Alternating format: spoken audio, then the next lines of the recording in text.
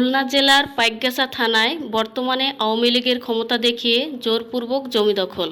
Staff reporter Suman রানার প্রতিবেদনে। খুলনা জেলার পাইকগাছা থানায় ৫৭ নং ওয়ার্ড আরাজি ভবানীপুর সানি মার্কেটের বাঁকাবাজার চৌরাস্তায় আব্দুল সামাদ সর্দার, নীলুফা ও কবির আহমেদ সর্দার, সনি সর্দার, ইকবাল হুজুর ও আব্দুল রাজ্জাক, হালিম মোড়ল, আব্দুল হালিম মোড়ল, মজিদ গোয়ালদা নামে ব্যক্তিরা বর্তমানে আওয়ামী লীগের ক্ষমতা দেখিয়ে জোরপূর্বক জমি দখল করে দোকান নির্মাণের অভিযোগ উঠেছে। বাদীপক্ষের অভিযোগ, আদালতের নিষেধাজ্ঞা অমান্য করে বিবাদী পক্ষ জোরপূর্বক জমি দখল করে দোকান নির্মাণ কাজ নির্দ্বিধায় চালিয়ে যাচ্ছে।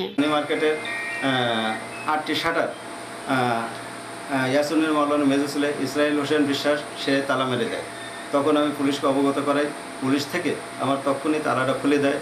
কিন্তু পরে যখন বসবাসী হয় তখন আমাকে প্রেশার ক্রিয়েট করে যে জমি তোমাকে ন্যায় লাগবে, এই জমিটা তোমাকে ন্যায় লাগবে। তো আমি আবার অস্বীকার করলে আবার পুনরায় তালা মারে।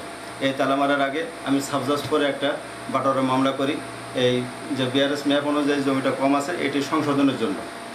তা ওনারা সে সময় না দিয়ে বলল যে কেস আমাদের দেখার সময় নেই, জমি তোমাদের কিনে নিতে হবে। তা আমি দেখলাম ঝামেলা মেটাই দিই, যেহেতু আইসে আমি এস অনুযায়ী আবার কোর্ট থেকে আমি মীমাংসা হয়ে গেলে, রায় পেয়ে গেলে আমি তো জমি ওইবারে পাবো। এইভাবে আমরা জমিটা ক্রয় করি ১৬/২/২০২২ সালে। এই মর্মে কেস চলে ২৪ সাল, এখন ২৪ সাল।